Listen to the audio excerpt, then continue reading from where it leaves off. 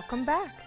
Now we have our warp wound onto our loom, and we've got our head all threaded, and we've checked it, and we make sure that we've got threads in all the slots and all the holes. And now we're going to tie on to the front apron of the loom. We want to make a little adjustment here because we don't want to waste yarn. You don't want to use too much yarn to tie on, because if you don't use it in your fringe, you're really just going to waste it. So the first thing I do is I use my rubber bands again as my helping hands, and I hold the front apron rod out so I don't have to worry about it being level or wiggling. So just use our rubber bands again.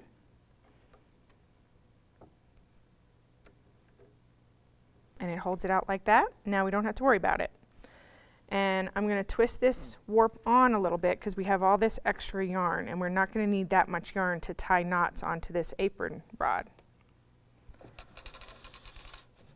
And it kind of depends on your hands. If you're worried about not having enough yarn to tie knots, leave yourself a little extra. And it stretches as you work, so it's going to be a little longer than you think. So that's about right. I need about 6 to 8 inches to tie knots with. And this is where you're setting up the tension for your warp. You want to work slowly at first, but then we're going to speed up because you need to get that tension and lock it in. So I work from left to right usually, and on this we're going to tie knots from the outside to the middle. And I don't like to tie knots with big bunches of yarn, so I tie in groups of 4. So you want to find 2 groups of 4 off to the left. And this is called a surgeon's knot. You're going to tie a regular overhand knot, but then you're going to push it through one more time, so you loop it through twice, and I'll show you. So you come over the top of the bar with your 2 groups. You come under, and under. So now you're over the bar. And the surgeon's knot is two loops. I go right under the left, and I push it through, and I push it through, and then you tighten the knot down on top.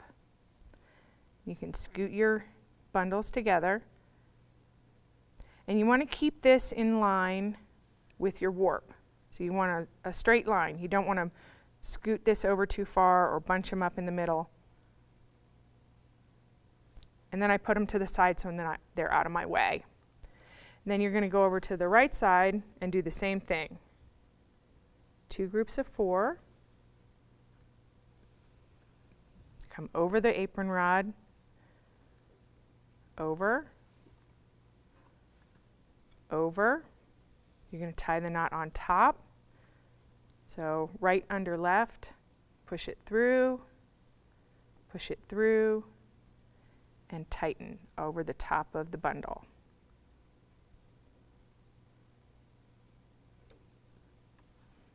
So they're in line. And then you just want to work steadily back and forth toward the middle. Come over to the left, and 4, and 4. And I like the smaller bundles so that you don't have so much work to do later. And we're setting up the tension over, over, and then you're going to tie that surgeon's knot on top of your bundle.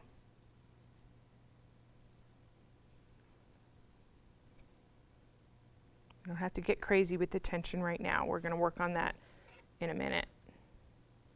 So we're going to do this back and forth until we've got all the bundles tied.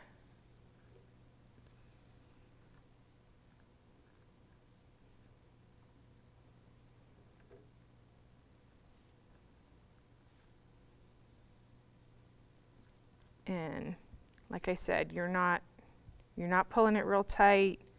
You're just getting kind of set up.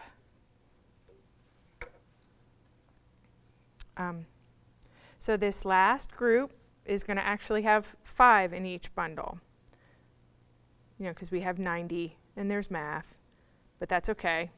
We're just going to tie it right over the apron rod string. You don't have to worry about those. It's okay if you make a little bigger bundles. I just like to keep them small because the spacing works out. So here's our last knot. We're getting there. Okay. So you have this initial tension. It's not really tight and it's not really loose. It's even, and that's what we're going for. These knots don't last forever, so at this point, we're gonna work a little quicker, just steady. You wanna take a look at your knots and adjust their spacing if they're not even. We want to scoot this one in a little bit. And we're going to, again, work from the outside to the inside, and we're going to tighten these surgeon's knots. And to do that, you take a hold of the ends, and you use your thumbs, and you push toward the heddle, and then tighten it down again. And that's why we have to work quickly, because they will work loose, but not as quickly as just a regular knot. So again, you take that bundle in each hand and use your thumbs and push toward the heddle and then tighten it down. And you're going to work back and forth. So push and tighten, push and tighten,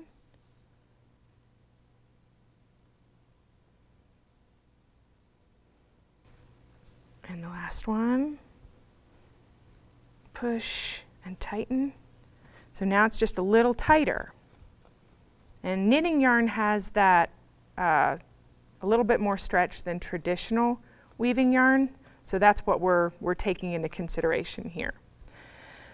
You might want to tighten these up a couple of times. We're going to do the next knot right on top. We're going to tighten it one more time, back and forth, and then we're going to tie an additional overhand knot on top of it to hold it. So we're just going to work steady, but we're going to try and do it quickly so we don't lose the outside tension by the time we get to the middle. So start here, and we're going to push and tighten, and then tie an overhand knot. Push and tighten, and tie an overhand knot. And we're going to get to the middle. Bet you didn't think there'd be that much slack. And that's why you don't want to use too much yarn, because actually your tails grow as you do this. This is the reason that you chose a smooth, strong yarn, because you're adding the tension to it, and if it wasn't strong enough, your warp threads would be breaking about now. Last one, and an overhand knot. Okay, so now you want to check, and if you feel some weird tension, or you feel one weird, really tight string, you can untie these knots and do it again. But this is where you're setting up your attention, and so you want to just make sure that you're there. Be happy with it. So when we come back, we're going to be weaving a header to space out these warp threads so that they're nice and even, and then we'll be weaving.